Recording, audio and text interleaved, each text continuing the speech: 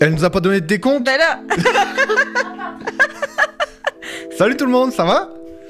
Ça va, Au moins, on disait rien de mal. Ah non, bah on disait rien de mal. Ah, putain, c'est la merde encore. I mean, un petit peu, mais c'est ça. Ah oui, non, mais on parlait pas à ce moment précis. C'est ça. Tout de suite, on va commencer par remercier la régie. Yes. Merci Romane. Merci. Qui nous accompagne techniquement dans cette émission. Une émission qui est chargée et qui en plus est pleine de petits défis techniques. Oui. Puisqu'on est chanceux aujourd'hui. Yeah, c'est vraiment... Ça va être une belle journée. Ça fait plusieurs temps qu'on vous parle de ça. Aujourd'hui, on aura dans l'émission l'occasion d'accueillir Olga, notre journaliste en direct de Yaoundé. Donc, à peu près en fin de première partie dans les actualités. On fera du coup les nouvelles d'Afrique avec Olga. En deuxième partie d'émission, donc en première partie, on va avoir les actualités comme d'habitude. Et en seconde partie d'émission, on recevra Yuli, qui est porte-parole de Attaque France, qui est une association qui lutte pour plus de démocratie, plus de justice sociale et aussi des autres formes de démocratie à explorer, tu vois. C'est vraiment ça l'objectif. Est-ce que tu as passé une bonne semaine? Oui! Je pense que... Non, tu sais, comme je suis en train de penser qu'est-ce que j'ai fait cette semaine, mais oui, non, ça a été très... comment je dis? Ben, c'est toujours occupé, mais là, c'était vraiment... mélangé. Okay. C'est comme vraiment des différentes sortes d'occupés, mais donc la raison pour laquelle on n'avait pas l'émission hier soir, c'est que c'était la conclusion de beaucoup de travail ces dernières semaines, et c'était TGIF, Thank God It's français et non Thank God It's Friday, donc un petit nom le fun, mais c'était vraiment nice ce concert. Ouais, l'idée c'est d'avoir une soirée où on peut montrer des artistes qui font des choses en français mais dans des styles où ils ont peut-être moins de chance de jouer dans des spectacles, donc du hip-hop, on avait de l'électro-trad, qui est juste cool. Puis on avait aussi une drag queen, Brooke Rivers, allez la suivre dessus les réseaux, elle est awesome, on l'aime. Puis on avait, on va parler rapidement, là, mais on avait plus tard dans les bonnes nouvelles, parce qu'on a quand même des bonnes nouvelles. On a des bonnes nouvelles aujourd'hui. Mais voilà, il y avait une belle affiche, en gros, de 7 Acadies diverses. C'est ça. Qui se renouvelle, qui est différente de celle plus traditionnelle qu'on trouve plus dans soit les discours des gens qui veulent la préserver, soit dans les livres, etc. Et en fait, nous, en tout cas, je pense que c'est ton point de vue aussi, c'est que cette Acadie, elle se renouvelle. Mais c'est ça. C'est un fait.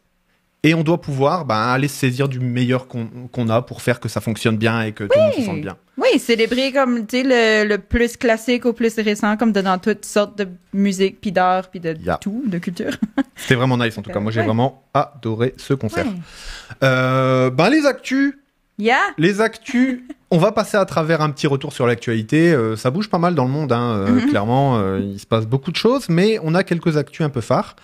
Ensuite, moi, je vais vous parler de la fermeture du chemin Roxham, qui était le point d'accès non surveillé, on va appeler ça comme ça, entre les États-Unis et le Canada, du coup, qui est situé au Québec, et la fermeture de ce chemin va entraîner des choses, et on va aller regarder un petit peu ce qui se passe. C'est un gros changement, parce que ce chemin a toujours été ouvert, clairement, et donc, voilà, gros changement. Puis ensuite, moi, je vais faire un genre de topo sur... parce que hier, c'était aussi la journée de la visibilité trans. Puis un peu voir qu'est-ce que ça veut dire et qu'est-ce qui se passe en ce moment. On parle beaucoup des transidentités, des lois qui sont là pour rendre la vie de ces personnes qui n'est déjà pas toujours simple, encore plus compliquée, ou tout simplement de les effacer. Puis de faire un petit topo là-dessus de juste qu'est-ce qui se passe un peu...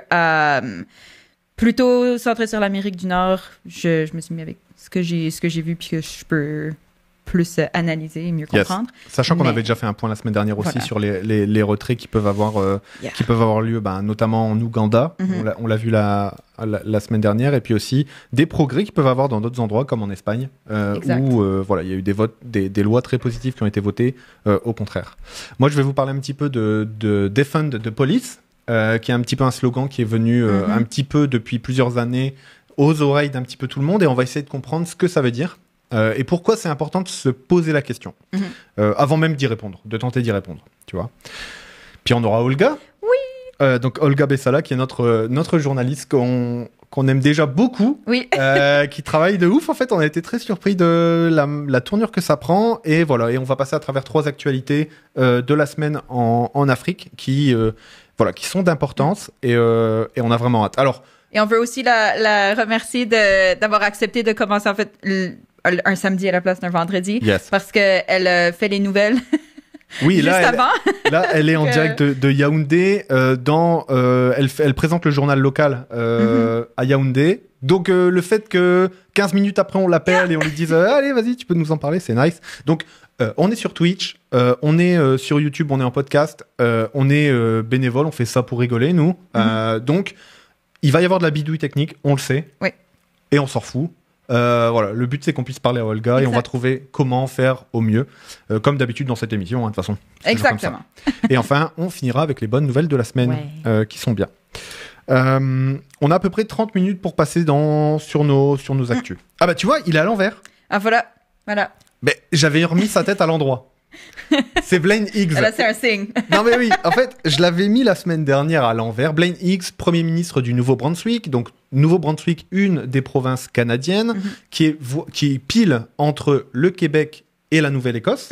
Enfin, du coup, si vous me regardez dans l'autre sens, c'est plutôt dans l'autre sens.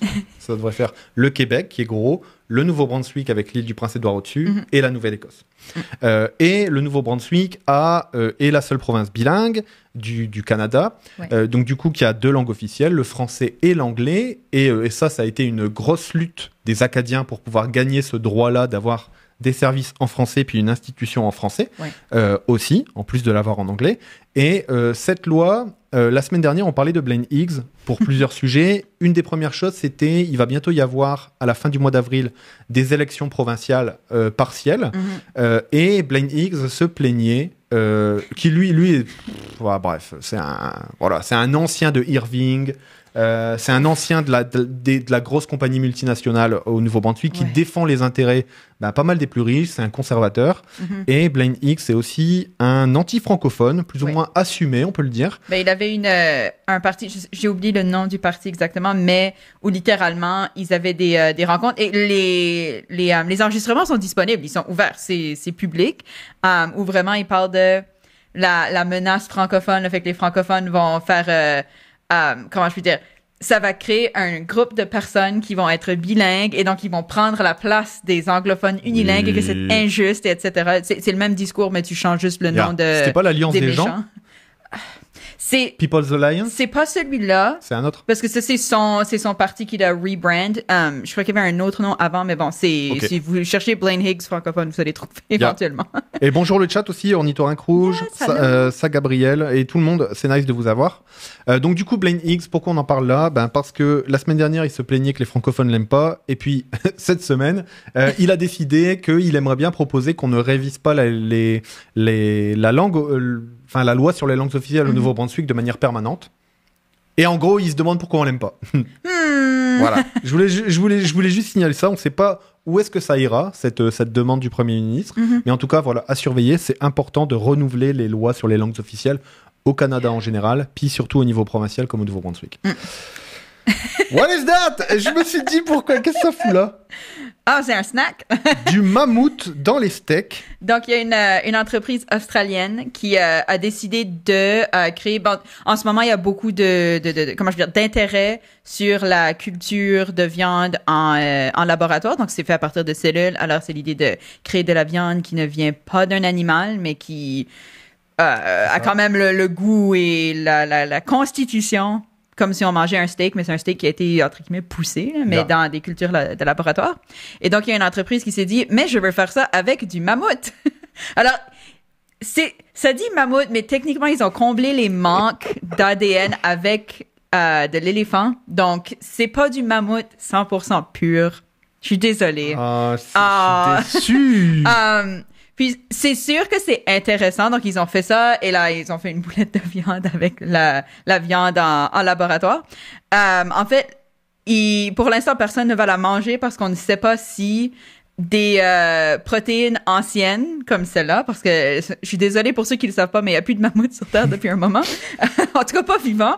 On ne sait pas si ça peut être, en fait, digéré de façon sécuritaire pour les humains aujourd'hui. Alors, c'est vraiment une idée je pense, c'est sûr que c'est une expérience amusante de voir si ça peut être fait, etc. J'ai vu ça en me disant cool, mais en même temps, mon Dieu, qu'on perd notre temps puis notre talent à faire des choses kind of inutile. Genre, c'est Jurassic Park, mais dans ton assiette. C'est pas que j'ai plus envie de voir un mammouth se promener, je pense que ce serait un peu inutile, puis je sais pas, avoir le pauvre mammouth qui arrive, puis réchauffement climatique et compagnie, ça... Ouais, non, c'est ça. Why am I here? Protégeons les éléphants. Oui, voilà, commençons là. Avant de vouloir réinventer le mammouth. Mais pourquoi pas? Mais, hey. Mon Dieu. Ça, c'est intéressant. Justice Obonsawin, qui est la première juge suprême canadienne, qui siège donc, du coup, à la Cour suprême, on lui a demandé, lors d'un... qui est d'origine de Première Nation. Oui, pardon. Autochtone, du coup, des Premières Nations. Et donc ça, c'est une super victoire. Elle est bilingue, elle est franco-ontarienne. Tu sais, donc elle recoupe pas mal de choses intéressantes pour le Canada en général. Et comme elle est autochtone, on lui a demandé, lors d'un jugement, en fait, en gros, entre l'Alberta et le fédéral, sur la question des pipelines en Alberta, comme ça touchait des terres autochtones, on lui a demandé de ne pas juger cette affaire. C'est-à-dire qu'en gros, les premiers concernés par des affaires, ceux qui ont le plus d'intérêt, comme les autochtones à défendre les terres ancestrales et les territoires non cédés, on leur demande clairement de ne pas... parce qu'il y aurait un conflit d'intérêts selon eux. Mais à quel moment c'est un conflit d'intérêts que de vouloir défendre la terre de ses ancêtres? Puis c'est pas comme si c'était égalitaire. Je veux dire, l'Alberta qui installe des pipelines et de l'autre côté une terre que tu as héritée pour faire de l'argent et en plus en pleine période de réchauffement climatique, de changement climatique. Et puis de l'autre côté, des gens qui étaient là avant, qui veulent juste défendre leur terre ancestrale. Puis, je trouve ça comme fascinant parce que c'est la même affaire même pour des reporters où on va dire mais non, toi tu peux pas aller parler de Black Lives Matter parce que t'es noir et donc tu vas pas être neutre. Alors on va envoyer une autre personne et c'est l'idée que genre ok, mais alors ça veut dire que n'importe qui, genre je suis une femme blanche, ça veut dire que je peux pas parler de quoi que ce soit où il y a des femmes ou des blancs ou etc. parce que ça va pas être neutre. Comme ça veut dire qu'on peut plus avoir de perspective quelconque. Ça veut dire qu'il y a peut-être pas une valeur rajoutée justement si tu viens d'un groupe qui est touché par une situation. Peut-être. En plus, t'aurais peut-être quelque chose de plus à dire. Ce qui est vraiment intéressant, c'est que souvent, on se plaint que les juges, les hommes politiques sont déconnectés des réalités. Et là, alors qu'on a justement le cas parfait de quelqu'un qui... Voilà. Dommage. À voir ce que ça donnera. On espère que le jugement, en tout cas, fera que... Mais, ouais. Sophie Binet, alors...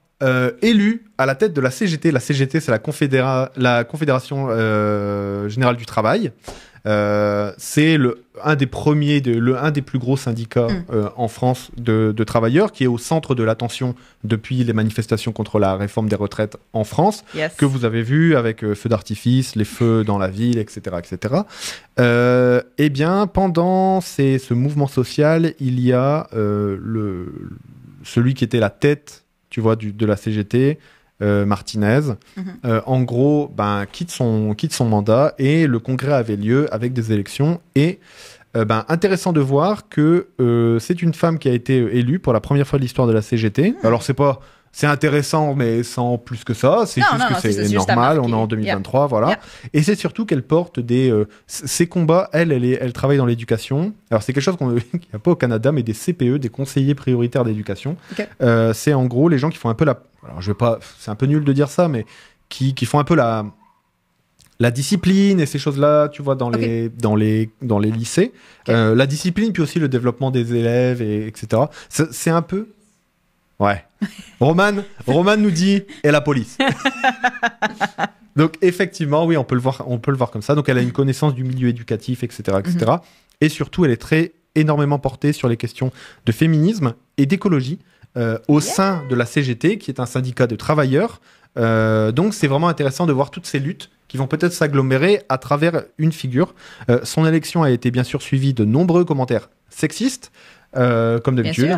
Comme d'habitude, mais sexistes de gens qui ont été contre et qui sont contre ça, mais aussi de gens qui sont pour, en disant « Ah bah voilà, enfin un beau sourire à la CGT ». Lovely. What the fuck, quoi. On est en 2023, les amis. Les boomers, taisez-vous, quoi. Arrêtez avec ça, quoi.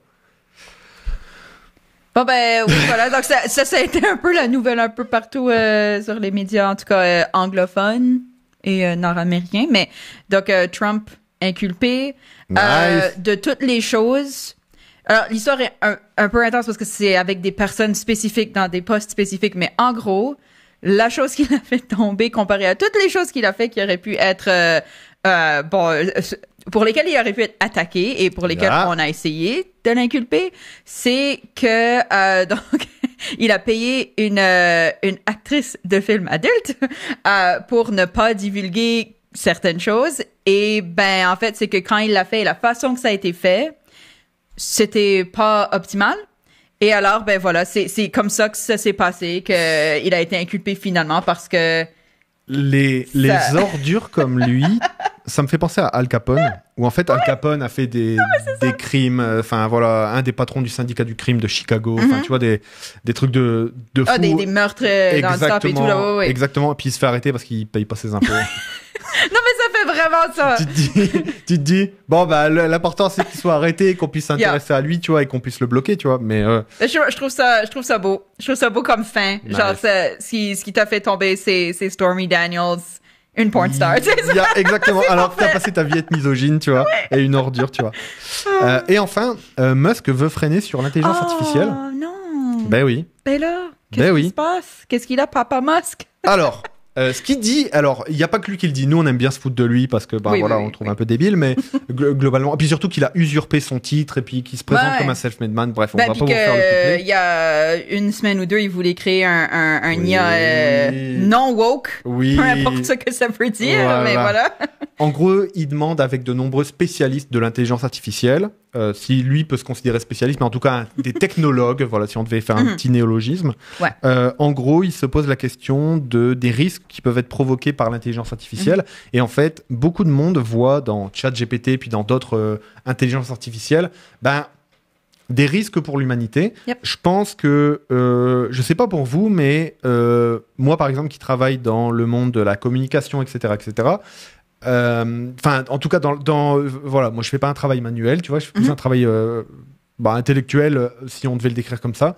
Et c'est étrange parce que je commence à ressentir ce qu'ont pu ressentir les ouvriers qui vivaient la mécanisation, en me disant que, alors moi je me sens pas directement concerné parce que à un autre niveau, et puis l'intelligence artificielle fera de la stratégie à un moment, elle en fait déjà, mais la question de l'innovation humaine, je me sens pas très touché dans un premier temps, mais je commence à comprendre les gens qui ont vu la mécanisation arriver. Et là, tu te dis, finalement, peut-être que tous nos jobs peuvent finalement être remplacés. Ornithorynque rouge qui dit « Tu n'es pas remplaçable dans mon cœur, Valentin. » Ça se prend. Sniff. Mais en tout cas, voilà. Et en gros, il y a ces questions-là qui arrivent, puis il y a aussi des questions éthiques autour de l'intelligence artificielle, sur ce que ça pourrait créer, en sachant que dans les années 2015, 2016, 2017, on avait les premiers futurologues qui se disaient on n'aura pas d'intelligence artificielle mature avant des dizaines d'années. C'est-à-dire mature au sens consciente d'elle-même. Ouais. Tu vois. Et en gros, là, on se rend compte que ça va peut-être plus vite que prévu. En tout cas, c'est ce sur quoi veulent interpeller ces spécialistes. C'est intéressant de le noter. Est-ce que c'est un choix stratégique parce que Elon Musk est en retard ? Possiblement. Parce qu'il a mis trop d'argent dans son jouet Twitter qui ne marche pas et qui lui coûte plus d'argent que... Voilà. Ou est-ce qu'il y a vraiment derrière des failles, des risques intéressants de voir ? La fermeture du chemin Roxham, je peux en parler un petit peu. Il s'agit d'un des points d'entrée terrestre les plus connus entre les États-Unis et le Canada. Situé en Montérégie, au Québec, ce passage permettait à des réfugiés majoritairement venant d'Amérique du Sud d'entrer illégalement au Canada, donc en transitant par les États-Unis. Comment ça se passait ? C'est quoi la loi au Canada ? La loi au Canada, c'est la loi du tiers état sûr. En gros, tu peux rentrer au Canada via le statut de réfugié si tu fais une demande dans le premier état safe où tu rentres. Et en gros, le premier état safe où tu rentres, d'où que tu viennes pour rentrer au Canada, c'est les États-Unis. Du coup, le chemin Roxham était vu comme un petit peu un détournement de cette chose-là. C'était ça. Et en gros, le gouvernement fédéral et les deux gouvernements fédéraux américains et canadiens ont décidé de fermer ce chemin-là pour ne plus permettre les entrées illégales au Canada. Et la fermeture a eu lieu samedi. Depuis, on voit que les gens qui ont emprunté ce chemin se font de plus en plus rares. Vendredi soir, juste avant la fermeture, ils étaient 273 à passer. Wow. Donc après, ils sont dans la nature et ils régularisent leur situation ou pas en fonction. On voit que après samedi, il y en a eu 152 qui se sont présentés au point. Il y en a 90 qui ont été refoulés par les services frontaliers et 38 qui ont été accueillis parce que leur statut était valide. Ils ont été examinés. Donc en gros, le chemin Roxham devient aussi un point d'entrée. Alors pas un point d'entrée légal, mais en gros, il y a beaucoup de patrouilles maintenant qui font que... Voilà. Pourquoi ça pose problème et pourquoi ça pose question ? De un, moi je suis internationaliste. Donc, je ne comprends pas le principe des frontières. Yep. Mais ça, c'est un autre sujet. On ne va peut-être pas aller là-dedans. Mais le second point, c'est que on vit dans un monde économique, écologique, social, qui pousse à la migration, qui pousse à bouger, qui pousse à se déplacer. Et le changement climatique va augmenter les populations sur les routes. Et que va faire cette fermeture ? Ça va juste mettre de la tension à ces points-là. Et notamment, une des affaires sordides qui est arrivée, du coup, il me semble que c'était jeudi, 6 personnes ont été retrouvées mortes sur les berges du Saint-Laurent, dont une fillette de 2 ans. Wow. À l'heure actuelle, parce que leur embarcation entre pour traverser le Saint-Laurent, c'est-à-dire la frontière naturelle entre les États-Unis et le Canada, leur barque aurait chaviré. Pour l'instant, les autorités sont incapables de savoir si c'est des gens qui venaient aux États-Unis ou qui allaient au Canada, tu vois. Et en gros, tout le débat des réacs, c'est de savoir, blablabla. Ce qu'on sait juste et ce qu'on peut dire, c'est que on va avoir de plus en plus de situations comme ça, et les associations craignent que ça tende au contraire les choses, comme ce qu'on peut voir en Europe, par exemple, sur la crise des réfugiés. Yeah. Il va falloir sérieusement à un moment se poser la question des réfugiés. La migration, c'est un phénomène qu'on a toujours connu. L'accueil, c'est un phénomène qu'on a toujours connu. Et on va rappeler que plus il y aura d'injustice climatique, ouais. Et plus on va avoir des situations de tension aux portes des pays développés. Développés, attention, développés, tu vois. Et donc voilà, ça c'est un mauvais signal, en gros, pour l'accueil des réfugiés d'où qu'ils viennent partout dans le monde. Voilà. Mais il fallait en parler parce que là, c'est au cœur de la polémique au Québec. Non, mais absolument. Et je comprends le stress que ça peut mettre sur certaines industries, sur certaines personnes, etc., mais à la fin, il faut aussi se rappeler qu'on parle de personnes et que c'est des... Personne ne veut partir de chez eux. Personne ne veut être migrant. En plus, c'est des gens qui ont marché des centaines de kilomètres pour arriver là. Yeah. Ça inclut des petits-enfants. Comme c'est pas une décision que tu te dis « Ah, on va aller déménager dans un autre pays, marchons pendant des semaines. » Non, c'est des humains qui cherchent une vie meilleure, une vie décente parce que entre autres, les cultures poussent plus comme elles devraient. Alors, des plantations de cacao, des choses comme ça qui étaient au moins des cultures sur lesquelles tu pouvais dépendre pendant longtemps pour du travail, les arbres meurent parce qu'il y a des maladies à cause du réchauffement climatique. Ou bien les grandes multinationales expropriétaires. Tu vois, expropriétaires. Et puis ça crée plus de violence, etc. Donc là, tu veux quitter ça. Les violences ne sont pas toujours...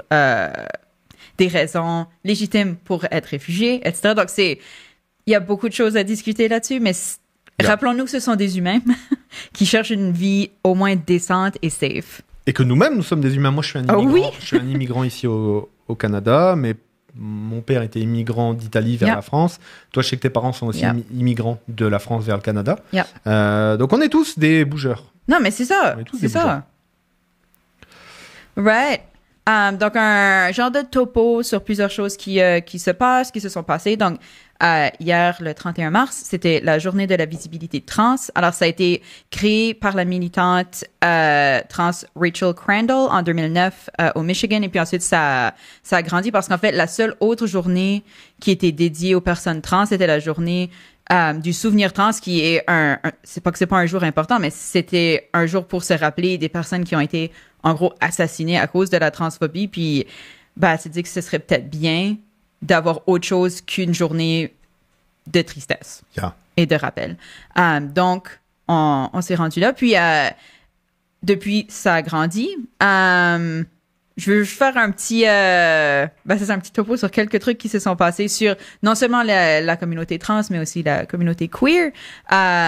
Canada, États-Unis, donc la LNH, la Ligue nationale de hockey, ils ont quelque chose qui s'appelle depuis quelques années une Pride Night. Alors, la Pride Night, c'est vraiment une soirée où c'est organisé différemment, c'est à différents moments de l'année, mais les équipes portent un un jersey avec le logo de leur équipe, par exemple, avec les couleurs de Pride, des choses comme ça, pour attirer non seulement un nouveau public, c'est quand même une opération de communication, mais aussi de montrer leur support d'une façon ou d'une autre, même si c'est seulement pour de la visibilité positive pour eux, c'est quand même important parce que c'est une grosse industrie et ben, c'est important d'en être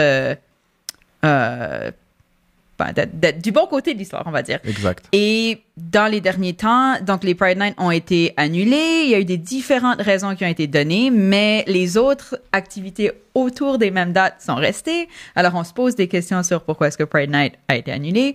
Et entre autres, il y a les Blackhawks du Colorado qui, eux, ont annulé en disant que c'était pour des raisons religieuses, mais spécifiquement pour les joueurs russes qui y étaient là et qui, donc, il y a beaucoup de lois très dangereuses par rapport à la communauté LGBT en Russie. Et bon, on dit OK, mais les choses qui vont arriver, c'est plutôt des amendes. Tu fais assez d'argent pour payer tes amendes, mais ces gens-là ont une famille là-bas. Et bon, ben, tu veux pas non plus prendre des risques pour ta famille. Alors, je comprends. En même temps, c'est des personnes qui ne sont pas nécessairement récemment arrivées, alors c'est une décision récente.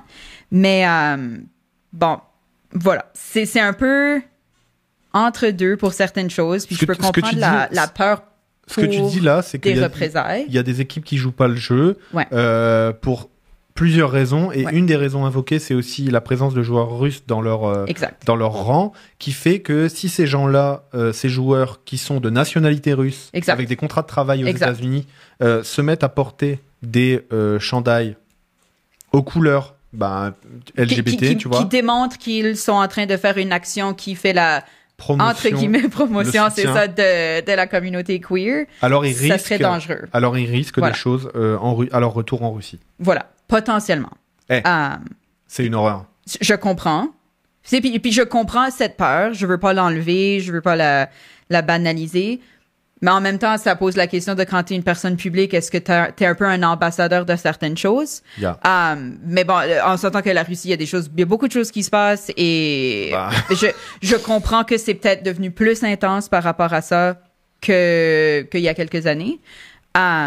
Mais bon, ça fait que aussi, du coup, sans compter, tu sais, ces 3 joueurs-là qui ont peut-être peur pour eux, mais aussi leur famille, ben, en fait, c'est que là, tous les autres, ils se disent « Ah ouais, mais non, mais nous, on va pas le faire. » Et c'est plutôt là où on voit une situation complexe et humaine en train de se passer versus des équipes qui décident « Non, on veut juste pas le faire » ou « Ah, ça va pas avec nos valeurs, etc. » Ça, c'est complètement différent. Exact. Donc, il y a ça qui se passe. Aux États-Unis, bon, on continue la dégringolade de tout ce qui se passe avec les droits, entre autres, des droits de trans. Puis là, au Kentucky, le jour de la visibilité trans, ça a été voté que, en gros, les mineurs n'ont plus le droit à des soins de santé reliés à leur transition. Je veux juste dire très, très rapidement que la chose dont tout le monde dit ou a peur, c'est des choses qui n'existent en fait pas ou très, très, très, très, très, très, très rarement. Et c'est les chirurgies où ils disent « Ah, on enlève les seins aux jeunes filles, puis on leur coupe l'entrejambe, etc. » Ça n'arrive pas. Si ça arrive, c'est parce que c'est des choses médicales qui ont besoin d'arriver pour sauver la vie de quelqu'un. Il n'y a personne qui veut faire ces chirurgies sur des enfants. C'est pas un thing. C'est juste pas un thing. C'est une invention des lobbies qui choisissent d'utiliser ça comme arme parce qu'évidemment, pour faire peur. Ça fait peur. Mais les inhibiteurs d'hormones, donc c'est ça qu'on donne aux jeunes qui pourraient vouloir transitionner plus tard pour limiter les effets de la puberté.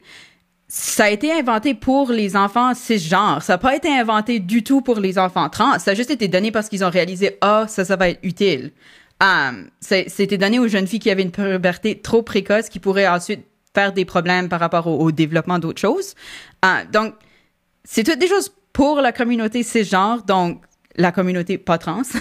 Et là, on veut l'enlever à la communauté trans qui en a besoin pour, genre, sa survie. Donc, c'est juste des choses vraiment importantes à garder en tête. Mais donc, au Kentucky, alors, entre autres de plein d'autres trucs, ça veut dire que les jeunes n'auront plus accès à ces services-là, ils n'auront plus accès aux services médicaux dont ils ont besoin.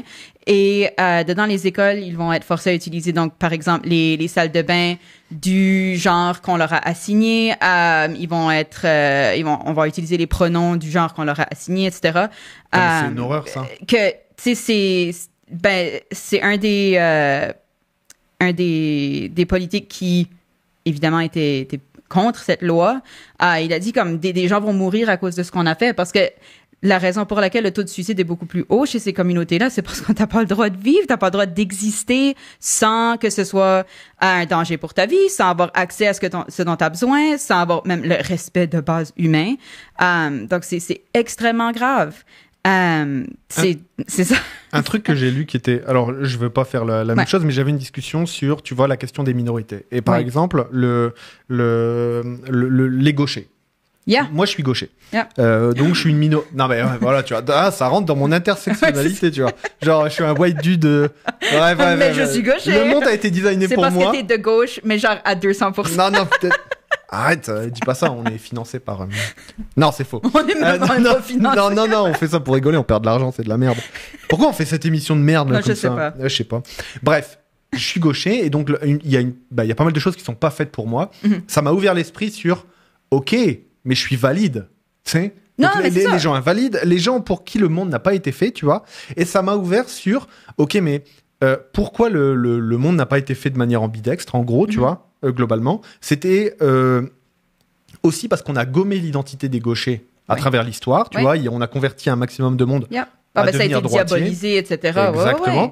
Et en gros, maintenant, les gauchers, puisqu'ils sont moins forcés qu'avant, on regagne en gros notre statistique dans la population générale autour de 17%. Oui. C'est-à-dire qu'en gros, le taux de gauchers est de 17%. Et en fait, c'est la même chose chez les personnes homosexuelles, chez les personnes trans, chez les personnes non-binaires, tu vois. En gros, chez les personnes intersexes, etc. C'est-à-dire qu'en fait, on va juste normaliser les statistiques et ce qui devrait normalement être les statistiques dans une population générale. Exact. Ces choses existent, c'est juste si tu les effaces et tu les rends illégales, les gens vont se cacher. C'est waouh, quel concept. Exactement. Et surtout, ils vont avoir tendance à avoir des facteurs de risque énormes sur leur santé mentale, leur santé physique. Et en gros, tu imputes en plus à la société une part de sa diversité qui est importante, qui est vraiment importante. Et surtout, en plus, tu crées du malheur. Pourquoi? C'est la bonne question. Je comprends pourquoi. Et la question de la mode, parce que ça, elle est très présente, cette question-là, tu vois. La question de la mode, il y en a de plus en plus, alors il y en aura de plus en plus. C'est ça. Comme chez les gauchers. Gaucher, ça peut avoir l'air d'être une mode, mais ça se stabilise à un moment, tu vois. Il y a une statistique dans la population générale. Et c'est tout. Et les gens qui sont curieux ou les gens qui veulent essayer, on s'en fout, tu vois. Mais ça n'a rien à voir. Ça n'a rien à voir avec la réalité des statistiques. Et or, on nous casse les pieds avec cette histoire-là, tu vois. Puis ça reste quand même un tout petit statistique. Faut aussi, guys, c'est pas parce qu'il y a 3 personnes que avant il y en avait 0. Tu sais que c'est genre un énorme nombre, oh my God. Enfin. Tout ce que ça fait, c'est que il faudra avoir plus de ciseaux gauchers. Moi, je fais un appel. Non, mais essentiellement, tu sais, va falloir s'adapter à utiliser d'autres pronoms. Oh non, ma vie. Oh, c'est compliqué. Tu sais. Mais voilà, donc je prends la citation du politique Andy Beshear qui avait dit aux enfants LGBT qui nous écoutent, ce n'est pas vous le problème, c'est le gouvernement qui est cassé. Ce que je trouve vraiment fort à dire parce qu'en gros, il dit non, c'est pas vous autres, guys. Comme, faites ce que vous pouvez pour survivre. Puis, bon, évidemment, il a voté contre la loi. Puis, mini shout-out, donc, juste au politicien Mike Morris, qui fait partie du Parti vert au Canada, qui a une pétition. Donc, c'est vraiment une pétition que lui lance et ensuite il va amener à la Chambre des communes. Donc, on saute quand même beaucoup d'étapes comparé à des pétitions qu'on pourrait voir à d'autres endroits, qui visent à offrir aux personnes trans et non-binaires le droit d'asile au Canada parce qu'en ce moment, ce n'est pas sur la charte des demandeurs d'asile et c'est extrêmement important. C'est la pétition E4268. Si vous googlez ça, vous allez le trouver, vous pouvez signer et c'est ouvert jusqu'au 31 mai, si je ne me trompe pas. Donc, je trouve ça très, très cool que ça a été lancé parce que c'est je peux pas croire que c'était pas dedans dans les choses pour lesquelles tu peux demander asile, mais ça a été évidemment mis en réponse à ce qui se passe chez nos voisins aux États-Unis. Merci Mélo, ça fait du bien. Il faut garder espoir un petit peu. Defund the police. Alors c'est un slogan, c'est aussi une façon de voir les choses qui émerge des violences policières aux États-Unis, alors qui sont présentes depuis très longtemps, qui ont été révélées avec Black Lives Matter, le mouvement, en gros dénoncer le fait que étrangement il y a plus de noirs qui meurent que de blancs dans les opérations policières, même si c'est pas une statistique même totalement déséquilibrée, clairement, tu vois. Et en gros la question de defund the police, qu'est-ce que ça veut dire Est-ce que ça veut dire qu'on veut se débarrasser de la police? Alors, Mélo. en bref, là, pas parce qu'il y a plein évidemment de tangentes de. Exactement, mais globalement, ce mouvement appelle à repenser la police avant toute chose. Et la première des choses, c'est faire baisser les dépenses de police. Et la première des raisons, c'est que on se rend compte qu'elle a l'air d'être assez inefficace. Donc, une des choses que je dois dire, c'est que c'est une demande qui s'internationalise. Elle est née aux États-Unis, clairement, mais il y a depuis longtemps des mouvements dans d'autres pays qui vont dans ce sens-là, qui vont vraiment dans ce sens de mettons peut-être moins d'argent dans notre police, parce que ça veut dire qu'on pourra mettre plus d'argent ailleurs, aux endroits où c'est vraiment important.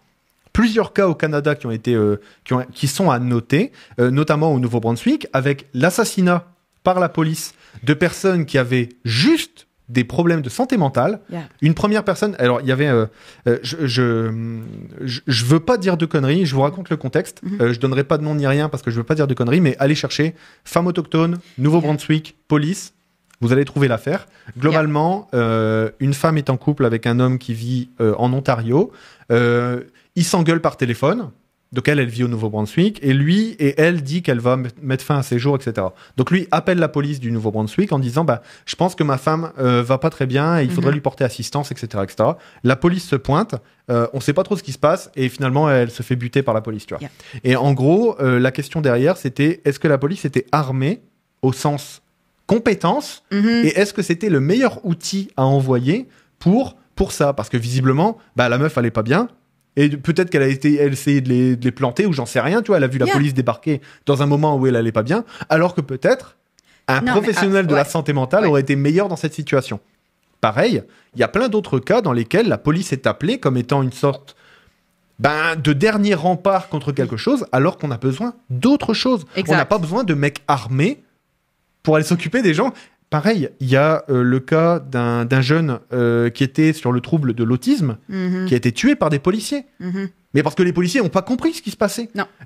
On les appelle parce que quelqu'un a une attitude étrange par rapport au commun, globalement. La police intervient. La police n'est pas formée à l'autisme. Elle comprend rien. Non, la police... Puis c'est pas son job.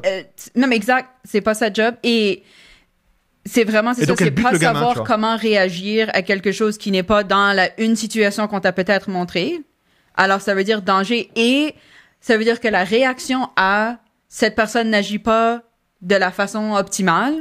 Ça veut dire que je dois la tuer. Ce qui est quand même... l'arrêter et si elle fait œuvre de résistance, voilà, il arrive ce qui arrive. Donc en gros, on se rend compte que, et puis c'est aussi là repensé énormément en France actuellement avec les violences policières qu'on peut voir, avec un schéma du maintien de l'ordre qui passe de le statut de la police comme gardien de la paix à plutôt quelque chose qui, la situation est particulière en France, mais globalement comme le dernier rempart de l'État libéral, tu vois, contre les gens qui n'ont pas envie qu'on les fasse travailler 2 années de plus. Du coup, cette question du defund de police est vraiment intéressante, et on a un cas très précis à Halifax, où en fait, donc cette émission est en direct d'Halifax, la capitale de la Nouvelle-Écosse au Canada, et dans la municipalité régionale d'Halifax, étaient votés les budgets il y a bientôt un mois et demi. Et plusieurs personnes ont juste témoigné en disant on pourrait faire autre chose avec l'argent de la police. Et là, les conseillers municipaux se sont retrouvés bloqués. Parce qu'il y a eu tellement de gens qui en ont parlé que ça leur a ouvert les yeux. Mais c'est la première fois que je vois que ça a été compris. Et en fait, ça a ouvert les yeux aussi aux conseillers municipaux qui ont dit en fait, on va peut-être pas augmenter le budget de la police. Résultat, qu'est-ce que ça a donné?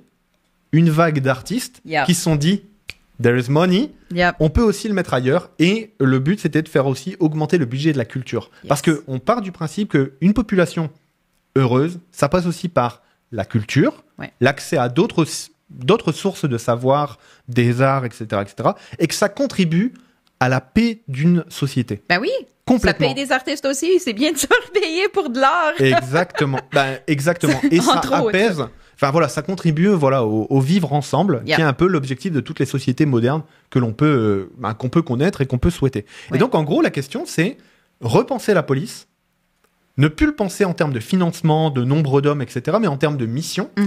Et si des missions sont défaillantes ou ne collent pas avec la réalité du terrain, eh bien, penser différemment. Et peut-être que plus de professeurs, c'est plus intéressant. Plus d'éducateurs, c'est plus intéressant. Plus de travailleurs de la santé mentale, c'est plus intéressant que de devoir envoyer des policiers parce que X ou Y raison, alors que quelqu'un va juste pas bien. Parce qu'on ne sait pas qui envoyer d'autres. Exactement. Alors, vas-y. Voilà. Donc ça, il va falloir suivre ce mouvement, c'est très intéressant. Et même s'il y a CAB, des fois, on peut le dire. Googlez-le si vous ne savez pas ce que ça veut dire. Voilà. Eh bien, c'est quand même intéressant, tu vois, de se poser cette question-là et de savoir comment retrouver des gardiens de la paix, en tout cas pour la part de la France, tu vois, et penser la police différemment pour qu'elle soit aussi un lieu de confiance et de sérénité pour tout le monde, tu vois, au service du peuple. All right. Oh my god. It's time. On va parler à Olga. Ouais, attends, je l'appelle. Oui. Tu peux meubler. Sur un autre continent, c'est cool. C'est intriguant. Attends, j'arrive pas à l'appeler. Mais je pense que le côté police, comme c'est là où c'est... Ah, ça va? Ah bah attends. Non, vas-y. OK, all good. Mais ça, le côté police, c'est vraiment intéressant parce qu'évidemment qu'il peut y avoir une utilité. Il y a des utilités. C'est pas... L'image qu'on a n'est pas nécessairement l'intention automatique de ce que ça pourrait vouloir dire. Mais c'est devenu tellement encore plus politisé que du coup, t'as pas le choix de prendre une position pour ou contre, par exemple. C'est soit t'es 100% pour la police, no matter what, c'est eux qui gardent l'ordre et la paix, et etc. Et sinon, t'es anti-police, tu veux que tous les commissariats crament, etc. Ou il y a peut-être un entre-deux où on pourrait trouver une autre façon de fonctionner. Exactement. Allô, Olga? Allô? Oui. Comment ça va? Ça va très bien, merci. Et vous? Ça va bien. Là, je sais qu'il y a notre technicienne qui augmente ton volume un petit peu. Alors, quelle heure il est au Cameroun? Il est 20h49. Yes. Donc, tu as 4 heures de différence avec nous. Aujourd'hui, on est vraiment très heureux de t'avoir avec nous. Et puis, ça va être... on va partir pour ce premier bulletin d'informations venant de l'Afrique. Quand tu veux, on peut te laisser commencer. Oui. Alors, on va commencer donc par la Tunisie, naufrage meurtrier d'une embarcation de migrants. En effet, 34 migrants originaires de pays d'Afrique subsaharienne sont portés disparus après le naufrage de leur bateau vendredi au large de la Tunisie. Le bateau partit donc jeudi du littoral de la région du Sfax dans le centre du pays en direction des côtes italiennes, transportait donc 38 passagers, dont 4 ont pu être secourus. Et il faut dire que la plupart des migrants africains arrivent en Tunisie pour tenter ensuite d'immigrer clandestinement par la mer vers l'Europe, car certaines portions du littoral tunisien se trouvent à moins de 150 km de l'île italienne. Voilà pour l'actualité en Tunisie. Wow. J'ai une question pour toi. Oui. Est-ce que des mesures ont été prises quant à l'immigration en Tunisie? En effet, le chef de l'État tunisien a annoncé que des mesures urgentes avaient été prises contre l'immigration clandestine de ressortissants de l'Afrique subsaharienne et il appelle ainsi donc les autorités tunisiennes à agir à tous les niveaux diplomatiques, sécuritaires et militaires pour faire face à cette immigration clandestine. Ok. Ensuite, tu voulais nous parler du Kenya? Tout à fait. Au Kenya, donc, il y a des manifestations contre le gouvernement. Des nouvelles manifestations, donc des nouveaux manifestants affrontent la police au Kenya ce jeudi dernier. Il faut dire donc que c'est la 3e journée de protestation contre le gouvernement et l'inflation. Mais la situation semble moins violente et moins tendue que lors des 2 dernières manifestations. Dans les bidonvilles, donc à Nairobi, on a vu des jeunes qui ont dressé des barricades, enflammé des pneus et jeté des projectiles sur les policiers vêtus de tenues anti-émeute et qui ont donc tiré des grenades lacrymogènes. Et puis donc, de très nombreux policiers patrouillent la capitale du Kenya dès lors où l'activité est devenue moins bouillonnante et la circulation moins dense que d'habitude. Et qu'est-ce que réclament les manifestants ? En fait, les Kenyans réclament simplement la justice. Ils déclarent que les gouvernants ont fait des promesses qu'ils n'ont jamais tenues, que le coût de la vie augmente chaque jour et ils ne resteront plus silencieux. Et il faut dire que la violence a aussi suscité l'inquiétude des Kenyans, déjà en proie à une flambée et de l'inflation et à un fort chômage qui a pour nombre d'entre eux luttent pour se nourrir au quotidien. Wow. Et ensuite, tu avais une nouvelle au Sénégal, si je ne me trompe pas? Tout à fait. Au Sénégal, nous avons le verdict du procès d'Ousmane Sonko qui a été prononcé. Alors, un tribunal sénégalais a condamné jeudi 30 mars 2023 l'opposant Ousmane Sonko à 2 mois de prison avec sursis pour diffamation à l'encontre d'un ministre.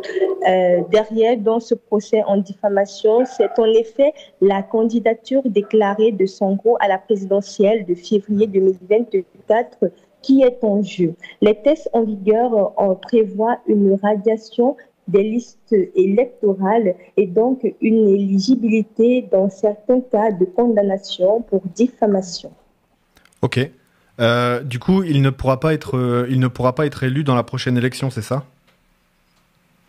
Pas tout à fait. Avec cette condamnation, Ousmane Sonko conserve son éligibilité pour la présidentielle 2024 selon ses avocats. Il mentionne donc que s'il avait été condamné à plus de 3 mois d'emprisonnement sans sursis ou à une peine d'emprisonnement d'une durée supérieure à 6 mois avec sursis, Ousmane Sonko aurait pu voir son nom retiré des listes électorales pour une durée de 5 ans selon le code pénal. Waouh. Merci beaucoup, Olga. Oui, merci énormément. Je vous en prie. Ça nous fait... Franchement, là, moi, je suis un peu ému. Oui. Parce que c'est quelque chose qu'on voulait faire depuis longtemps. Et on est vraiment très heureux. Et on avait une question pour toi. Toi, tu es journaliste à Yaoundé. Là, tout à l'heure, tu présentais le journal local. Pourquoi tu as choisi de faire du journalisme, toi ? Alors, j'ai choisi le journalisme tout simplement parce que je pense que le journalisme est une discipline qui a un rôle crucial dans la société, dans la démocratie, notamment avec la liberté d'expression, également avec le côté d'information dont il donne à la jeunesse. Donc, pour moi, donc, le journalisme est bien plus qu'une profession, c'est d'abord une passion parce que j'aime informer et à travers certaines émissions et programmes télévisés que je présente, je détecte les problèmes des jeunes notamment et je les présente au grand public et puis ensemble on trouve d'éventuelles solutions. Donc en gros, je dirais que j'aime informer, j'aime aider, sensibiliser, orienter également et puis j'aime ce que je fais, mes émissions, mes chroniques car je le fais et je suis fière de moi. Wow. Ben, on est fiers de toi. On est vraiment fiers de toi. Oui. Merci beaucoup. Merci beaucoup, Olga. Et du coup, on va te retrouver la semaine prochaine, vendredi prochain, pour une autre chronique sur les actualités africaines. C'est OK ? Tout à fait. À vendredi prochain. À vendredi, Olga. Bye. Bye bye. Cool. Oh my God. Je suis assez fan. Je sais. Je suis assez fan. C'était vraiment intéressant d'avoir ce point de vue-là. Ouais, vraiment intéressant. Wow. Je te propose il nous reste 5 minutes de passer aux bonnes nouvelles. Parfait. Oui. All right. Donc, c'est 2 trucs complètement différents. Ben non, on va dans les festivals, en fait. Voilà, c'est juste des J'avais pas vu la deuxième, c'est quoi? Je te l'explique après. Donc, première bonne nouvelle, donc, le groupe pop-punk Peanut Butter Sundae, donc comme la coupe glacée, ou que l'autre jour, les ont appelé Banana Split par erreur. C'est OK, on s'amuse. Mais donc, c'est un groupe qui est allé à un festival qui s'appelle Les Francouvertes de Montréal, puis c'est vraiment pour découvrir des nouveaux artistes. Et c'était les seuls artistes, non seulement acadiens, mais en plus de Nouvelle-Écosse. Et ils sont arrivés en première place de la demi-finale. Donc, à suivre, mais c'est super cool. Ils font vraiment de la musique positive et fun et, comment je veux dire, fiers du parler acadien, spécifiquement de la baie Sainte-Marie. La baie. Mais, tu sais, qu'ils le mettent sous un nouvel angle. Allez vraiment suivre vraiment ce qu'ils font. Allez vraiment suivre ce qu'ils font. Moi, leur dernière chanson, elle me reste en tête. Et en plus, elle est vraiment, vraiment symbolique de plein de choses. Entre autres, hier soir, pendant le spectacle, il y avait donc Michael Sony, qui est le frontman. C'est ça, le frontman, qui chantait cette chanson qui s'appelle Soleil avec Vicky Deveau en duo, mais il le faisait genre en balade. Donc, c'était super cool, parce que sinon, c'est beaucoup d'énergie. Ça, c'est du punk pop, là. Mais voilà, donc, on recommande, on aime, on leur souhaite bonne chance pour la suite. Puis... Non, franchement, c'est quoi? En plus, on a fait plein d'autres bonnes nouvelles. Non, on en avait d'autres, mais je me dis non, mais ça, on reste quand même dans la musique. Attends. Et là, je me disais non, je veux, tu sais. Non, mais attends, moi j'ai dit l'ONU, ils viennent de voter une résolution pour protéger l'environnement, c'est trop nice et tout. Et toi, tu me dis non, mais je vais trouver un truc sur l'espace, un truc qui nous sort un petit peu la tête de tout ça, quoi. Je vérifie pas le truc. C'est quoi ça? En fait, c'est pour l'environnement. Donc, c'est en Belgique. C'est pour certaines communes, ça a été lancé un festival d'arrachage de pavés. Et en fait, le but est vraiment cool. C'est pour motiver les endroits à arracher le béton, parce qu'en fait, il y a certaines villes qui sont vraiment, vraiment couvertes de béton. Yeah. Alors, c'est d'arracher ça pour aider l'absorption de l'eau de pluie dans la terre, parce qu'il y a des sécheresses en ce moment. Surprise. Même si, on n'est plus trop en hiver, mais bon, quand même, il y a des sécheresses en hiver et moi, je suis encore traumatisée par cette nouvelle-là. Mais donc, c'est vraiment pour améliorer ça. Et puis, voilà, nice. C'est un festival, il y a plein de trucs qui se passent autour, mais j'ai trouvé ça super cool. Alors, donc, c'est écologique à la fin. Faut-il importer ce festival en France actuellement? On n'a rien dit, wink. C'est pour l'environnement que j'ai une massue, monsieur. Que j'ai une massue et que je me trimballe avec 40 pavés dans mon sac. Bon, ok. C'était bien. Voilà. On va s'arrêter là pour cette première partie et les actus. Et on va se retrouver en deuxième partie avec Yuli, porte-parole de l'association Attaque, qui lutte plus de justice sociale pour notamment taxer les riches, pour ces choses-là. On va découvrir l'asso ensemble. On sait que c'est une association qui est internationale en général, mais on va se concentrer sur Attaque France et surtout la situation en France qui est pas super. Super ouf. Ouais. Voilà, on en parle avec Yuli d'ici après la pause, donc d'ici 5-6 minutes. C'était vraiment cool. À toutes les amies.